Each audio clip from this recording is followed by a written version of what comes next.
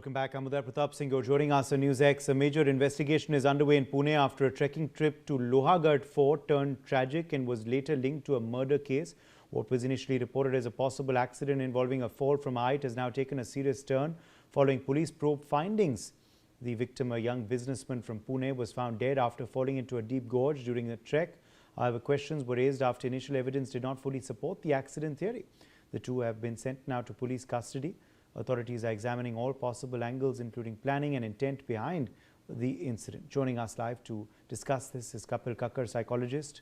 Adish Agarwal, senior advocate, also joins the broadcast. Ellen Rao, former DCP, Delhi Police, is also joining us live. Kapil Kakkar, let me begin with you first. What do you believe is really the mindset here, the psychology which could lead a woman to allegedly kill her fiancé along with another man, as seems to have happened here? Do you believe this was a pre-planned murder, something that happened spur of the moment? What is the mindset required for such a crime? And then to put up posts to suggest something totally different, that she was upset by what happened. No, it was certainly, indeed, it was a pre-planned murder. I don't see anything else besides a pre-planned murder. It was a very well thought about murder. And the question is, what was the mindset? The mindset, primarily here, it shows raw emotions of love between two people who think they're inseparable, and they think that there is somebody who is coming in between. Now, the question is, who was coming in between? It was not the victim who was coming in between, because victim was somebody who was oblivious of what was going on behind his back. Between the two lovers, it was primarily, for me, the family members, where the perpetrators, the girl, was not, either she did not share that she was in love with somebody, or it was a family was somewhere forcing her, compelling her to marry. Maybe it was either the status of the families did not match, it was an intercaste marriage that she thought the family would not be comfortable with. Is the reason, is primarily the mindset which would have driven them to something like this. Now the question is, why? Because we recently, in fact, I think a few months back also in Northeast, we saw a similar case where the girl murdered her husband in similar circumstances. The question is, why did that happen, and why did they not learn from this? They did not learn from that particular incident, that today that girl was behind bars till some time back when she got this bail, and she's out now. Primarily, when you are in love, you come out with various reasons, because that is the time your amygdala, the part of your brain, is working. It is an emotion-driven brain, and when you see the logical side does not work, and when the two people, they start thinking, pondering, and when they eventually come, they think it's a foolproof plan. And that is the mindset that they carry, that they will even, that nobody will be able to catch them. The people in the past who were caught because of own foolishness, but every criminal thinks it's a foolproof plan. And that is precisely what has happened here. So the mindset, if you look at it, it is basically raw love.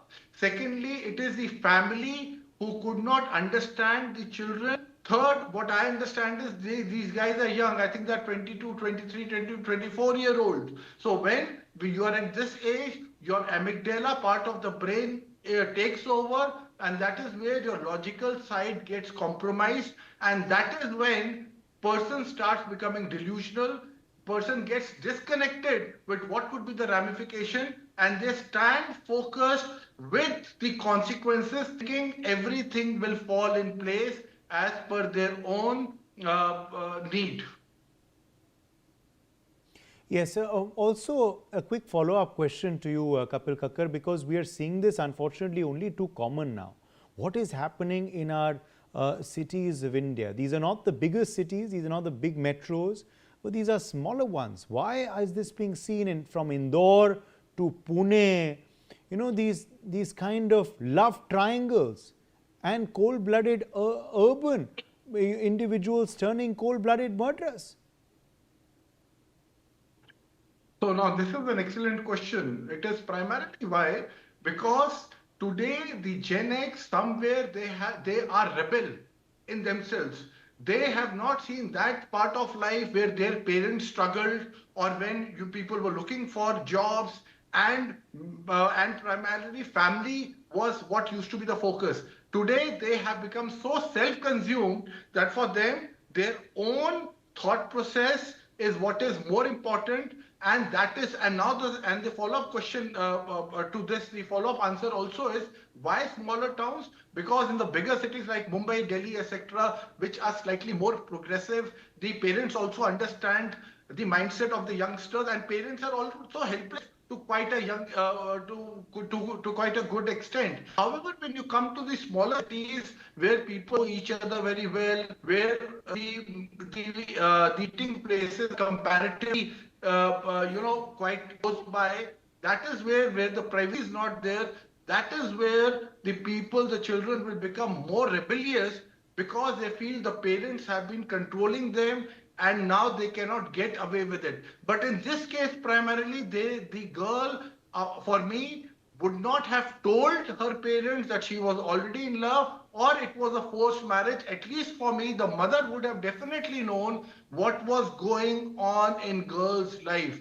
But the unfortunate part is, because of the prestige and getting married to the same status or same caste, we have lost a young life who was at no fault at all. Okay, let me draw you in here, Adish Agarwal. This was a case which was being investigated for an accidental death. It turned completely, topsy-turvy once the investigation started and once the kind of mismatched suspicious statements came out. Now, of course, the police is investigating it as a case of murder. What do you make of the investigation so far, and which are the sections that must be slapped with solid proof and evidence on the accused?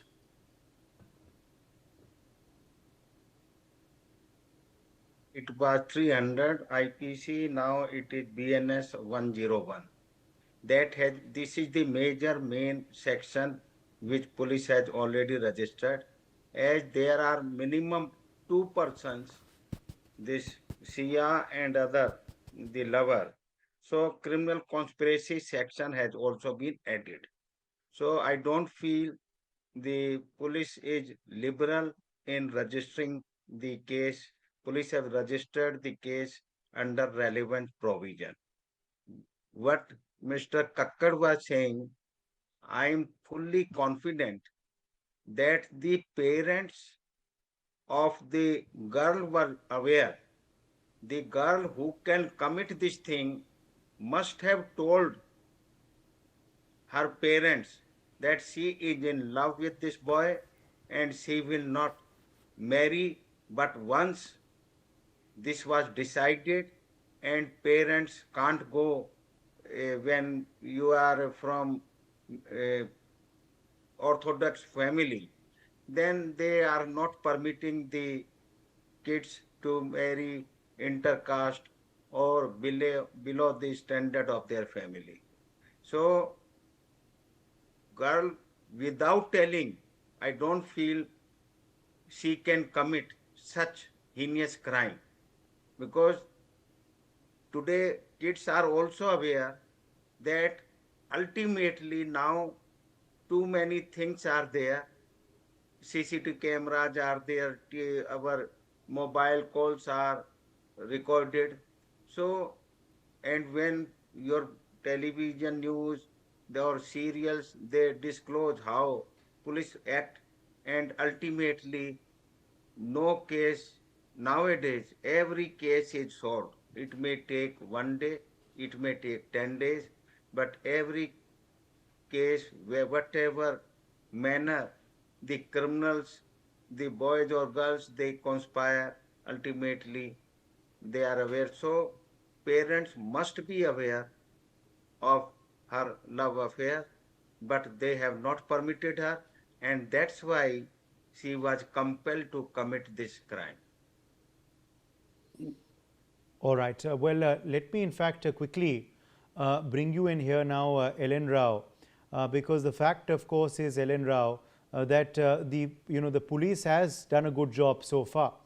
they were not misled by the kind of sham that Sia was trying to make everyone believe, that she was upset, she was scared, she was emotional, she was very disappointed, and upset that basically a fiancé died, and she was distraught. All of that was a complete sham, a complete fake image that was being portrayed, because reportedly it all changed when the police started going into the nitty-gritties. What do you make of the investigation so far, and how the police, what do you believe was that clincher that made this case become an accidental death to a murder? Good evening, Abhijit, and my co-panelists, to all your viewers. Really, I must tell you, the investigation is a science, you can say. And the police investigation, when the investigators investigate any case with very sincerity and very thoroughly based on the evidences, they definitely come to the conclusion that it's not an accident case, it is a murder case. But in this case, I think that the contradiction of the statements and the behavior of the girl might have been the clinching point, and so other corroborative evidence, which may be contrary to her statement given to the police earlier, they might have been the main reason of this working out of this case. During my service, I have investigated so many cases where the murderer is the complainant in itself. In some cases, like husband and wife, sometimes wife is the complainant against the husband about the murder of her husband itself. And later on, during investigation, it is found that she was the only culprit and she managed everything, managed the story. In one case, I think that of PS Rajendra Nagar, she managed to build a story that some robbers came into my house and they killed my husband. They wanted to rob my house, and I later on, when I find, I raised a hue and cry. And in that case, that wife was found involved in that case. That case was worked out. You must be very astonished that it was worked out after 6 months. And that she was found in liaison with a sadhu who was living in Dehradun. And then both these persons were arrested, and there was ample evidence against both of them. That's why that. But this is one of the example. So many other cases are also there that accused is itself getting sympathy of the police or sympathy of the society, and he or she are involved in that crime. We have come across in such cases. But police, if the investigation is done with a very clever eyes, with a very clever Yes. you can say skill of investigation is done, then definitely they come out. All right, breaking news coming in. Breaking news coming in on the broadcast now. The accused Sia Goel, the victim's fiancé, and a male friend, Ketan Chaudhary, have been sent to 7 days of police custody until the 29th of June 2026 by a Pune magistrate court in connection with the murder of 26-year-old Ketan Agarwal. Big news coming in. Adish Agarwal, 7 days of police custody for the two accused. Both have to be given in police custody, because only in police custody they have to take them to the where this incident happened. They have to and see how who did what and what in what circumstances, and they have to recovery. I don't feel there is some weapon is involved, but mobiles are to be taken into custody of the police, because from mobile itself we know how they were before the incident, how they planned, since how many days, how many times they talked. And I think when police came to know that boy and girl were fighting before the marriage itself, that must have given a hint that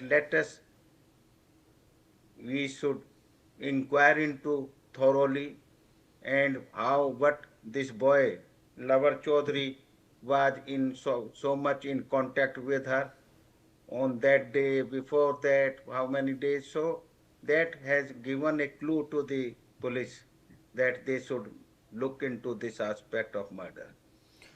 Okay, let me in fact also bring in some more breaking developments coming in the Ketan Agarwal death case. Advocate Ram Shahane, lawyer representing one of the accused, Chetan Chaudhary, has said they strongly oppose the police custody and are considering arguments as the court granted 7 days police custody to both the accused. Listen.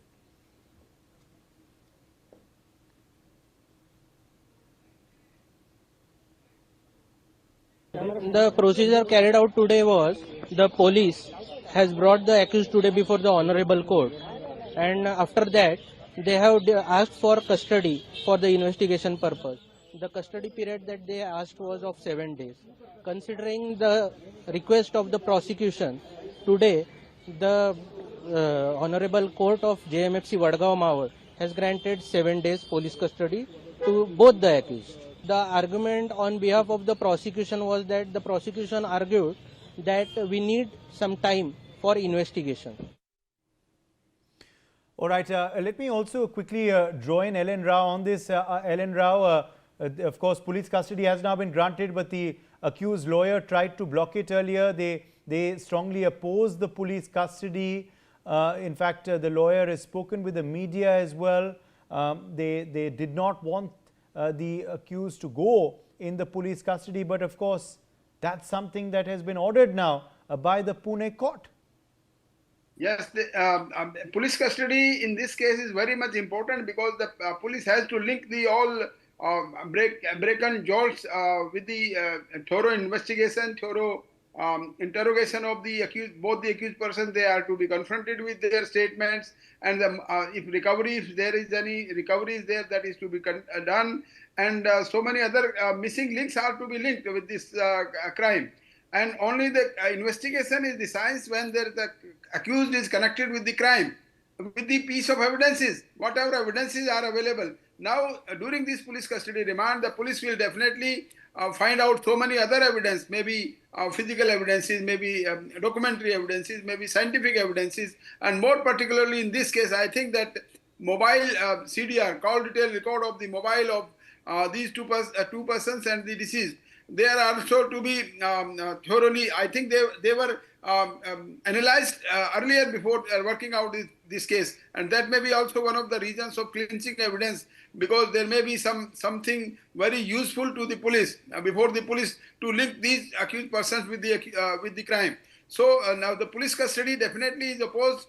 Normally is opposed by the counsel of the accused, but the judge, based on the information given by the investigating officer and the grounds of the police custody remand, then the judge see and compare with both these arguments of the counsel of the accused and the prosecution, and then he or she, the judicial magistrate, reach to any conclusion whether this investigation is required, and in that investigation police custody of the persons is definitely required or not.